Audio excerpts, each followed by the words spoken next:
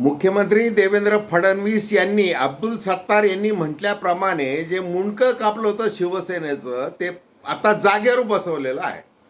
अब्दुल सत्तार यांचा मुलगा समीर सत्तार आज माघार घेत आहे विधान परिषदेच्या निवडणुकीमधून. आपले जे 53 जे मतदार आहेत त्यांच्या संबंधी अब्दुल सत्तार आणि मुख्यमंत्री देवेंद्र फडणवीस यांची जी काही चर्चा झाली त्याच्यामधून जे काही डील झाला असेल ते काही डील कधीच बाहेर येणार नाही. फक्त महायुतीचा धर्म प्रत्येक पक्षाने कसा पाळला पाहिजे यावर कसं आहे गोलमाल बोललं जाईल. स्वतः अब्दुल सत्तार यांना मंत्रिपद न मिळाल्यामुळे ते अस्वस्थ होते आणि राहणार आहेत. हे निमित्त झालं की आता विधान परिषदेची निवडणूक आपल्याला कसा त्रास होत आहे भारतीय जनता पार्टीकडून आणि मी पक्षाची बाजू कशी मांडतोय शिवसेनेची असं म्हणत ते बरंच काही बोलून गेले. आता उपमुख्यमंत्री एकनाथ शिंदे यांच्या सांगण्यावरून ते बोलले की उद्योग मंत्री उदय सामंत यांच्या सांगण्यावरून बोलले. हा भाग अजून वेगळा आहे, कारण की मुळातच महायुतीमध्ये एकनाथ शिंदे असतील किंवा सुनेत्रा पवार असतील या दोघांचे जे काही पक्ष आहेत त्यांना व्यवस्थितपणे कॉर्नर करण्याचा प्रयत्न चाललेला आहे आणि तो वेगवेगळ्या कारणाने चाललेला आहे. अशा परिस्थितीमध्ये अब्दुल सत्तार यांनी जे काही बोलणं केलं की आता थेट शिवसेना दोन्ही शिवसेना एकत्र आली पाहिजेत वगैरे वगैरे असं जे काही चित्र उभं केलं ते चित्र हे कधीच शक्य होणार नव्हतं. परंतु बातम्या आल्या आणि शेवटी याच्या एका ओळीमध्ये जर सांगायचं हा सगळा जो खेळ आहे हा धनशक्तीचा खेळ आहे. तो कसा याविषयी आपण थेट विश्लेषण करतो. नमस्कार, जय महाराष्ट्र. मी डॉक्टर अनिल फळे. माझी आपल्याला विनंती की चॅनल सबस्क्राईब करावं, सबस्क्राईबचं बटन दाबावं आणि आपली प्रतिक्रिया बिनधास्तपणे नोंदवावी. हे बघा, विधान परिषद म्हटलं म्हणजे मतदान म्हटलं की त्याच्यामध्ये घोडे बाजार हा 100% आला.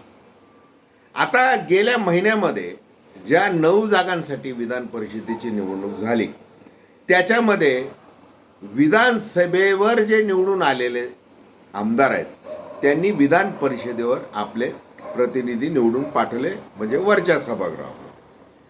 तिथे काही झालं नाही.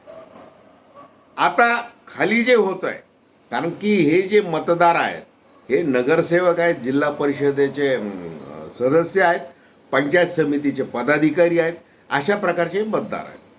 आता ही नामी संधी आहे. हे बघा की स्थानिक स्वराज्य संस्थांच्या निवडणुकांमध्ये जो काही खर्च आणि पैसा वारेमाप उधळला गेलेला आहे तो वसूल करण्याची ही संधी आहे. मग अब्दुल सत्तार ज्यांचे सिल्लोड नगरपालिकेमध्ये काय 30 पैकी 28 निवडून आलेले आहेत त्यांच्यासह अजून त्यांचे जे पाठीराखे आहेत आणि महायुतीमध्ये भारतीय जनता पार्टीचे सुहास शिरसाट यांना मतदान करावं लागणार आहे.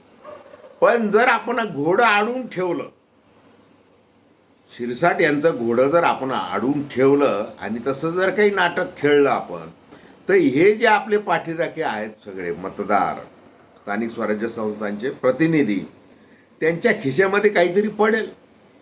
हा साधा सरळ हिशोब आहे. म्हणजे भारतीय जनता पार्टीचा उमेदवार कोणत्याही स्थितीमध्ये निवडून येण्यासारखी परिस्थिती असली, बहुमत जरी असलं तरी देखील ऐन वेळेला धोका होऊ नये यासाठी स्वतः मुख्यमंत्री देवेंद्र फडणवीस यांनी वेळ दिलेला आहे अब्दुल सत्तार यांना.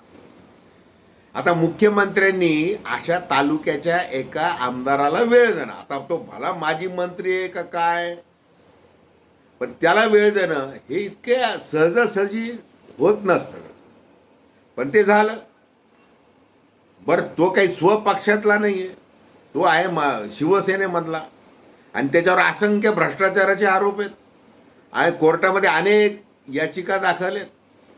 असा माणूस जो डील करण्यामध्ये पटायत आहे आणि ज्या अर्थी 2024 मध्ये निवडून आलेला 2,000-2,500 मतांनी यांना मंत्रिपद का दिलं नाही? आधी तर दिलेलं होतं. त्याचं कारण आहे की यांनी केलेलं सगळं कृषी खातं, अमुक खातं, तमुक खातं, याच्यामध्ये जे काही गोंधळ माजवलेला आहे, म्हणजे साध्या बियाणे दुकानदारांकडून वगैरे काय ते भरपूर काही आलेलं आहे.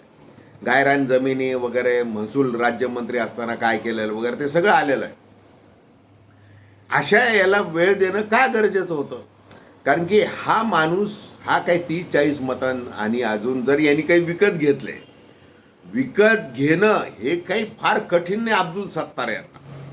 आणि त्यांनी जर केलं म्हणजे 200च्या आसपास वगैरे काय मतं मिळवले तर ती जरी आपला उमेदवार निवडून आला भारतीय जनता पार्टीचा तरी हे सिद्ध होईल की आपल्याला ही म्हणजे टक्कर देणारा पक्ष आहे, 2 नंबरचा पक्ष आहे.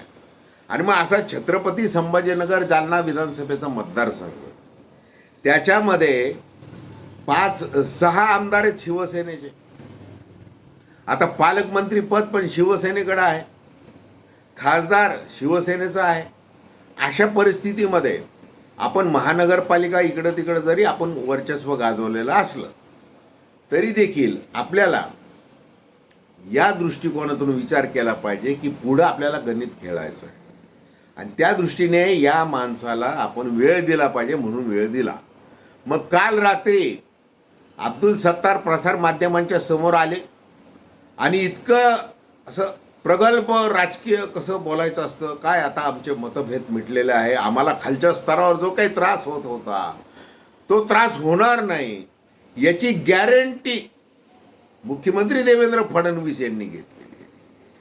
म्हणजे ते मुंडकं छाटत होते, हातपाय होत होते, शिवसेनेचं काय होणार असं आक्रोश करत होते. समृद्धी महामार्गावर बोलत होते, अंबादास दानवे यांच्या गळाभेटी घेत होते, फोनाफोनी होत होती, प्रसारमाध्यमांसमोर येत होते, सगळं अगदी मातोश्रीवर मग कसं आलं पाहिजे. म्हणजे जसं आता आपण एक शिष्टाई करतो आणि या दोन्ही शिवसेना आपण एकत्र आणण्याचं सगळं जे काही श्रेय आहे ते आपल्याला कसं मिळणार आहे हे असं छाती फुगून ते बोलत होते. ती सगळ्या शिरा त्यांच्या ताणलेल्या काल ओसरल्या. मुख्यमंत्र्यांनी सरळ सांगितलं त्यांना, बऱ्या बोलाने तुमच्या मुलाला मागे घ्यायला अर्ज मागे घ्यायला लावा, बाकीचा विषय संपला, बाकीचा आपण नंतर बोलू, या शब्दात सांगितलेलं आहे. हे काय म्हणतात की अहो एकनाथ शिंदे आणि देवेंद्र फडणवीस यांच्यामध्ये मुळात अंतस्थ वैर आहे, त्यांचं असं कधी गुलाबी बोलणं होत नाही. मुख्यमंत्र्यांनी दम दिलेला आहे सत्तार यांना की तुम्ही जास्त उथलपुथल करू नका, मी शिंदे यांच्याशी बोलतोय आणि जे काय आमचं बोलणं झालेलं आहे. आणि काल प्रदेशाध्यक्ष रवींद्र चव्हाण भारतीय जनता पार्टीचे, नंतर हे यांचे खासदार राजन जे काय ते शेवाळे, त्याच्यानंतर इकडचे सुनील तटकरे या तिघांनी बैठक घेतली आणि अधिकृत उमेदवार कोण कोण आहे ते घोषित करून टाकलेलं आहे. त्याच्यामुळे सगळ्यांनी आता युती धर्म पाळायचा असं ठरवलेलं आहे. त्याच्यामुळे बंडखोर वगैरे जे आहे त्या बंडखोरांना काही किंमत द्यायची नाही आणि ज्यांना किंमत पाहिजे म्हणजे त्या अर्थाने किंमत पाहिजे, वसुली पाहिजे, ती थोडीफार दिली जाणार आहे. हेही तितकंच खरं आहे. नाशिकमध्ये तेच होणार आहे, सगळीकडे तेच होणार आहे. तर खूप खूप धन्यवाद. हा व्हिडिओ आपल्याला आवडला असेल अवश्य शेअर करा, सबस्क्राईब करा आणि आपली प्रतिक्रिया बिनधास्तपणे नोंदवा. धन्यवाद.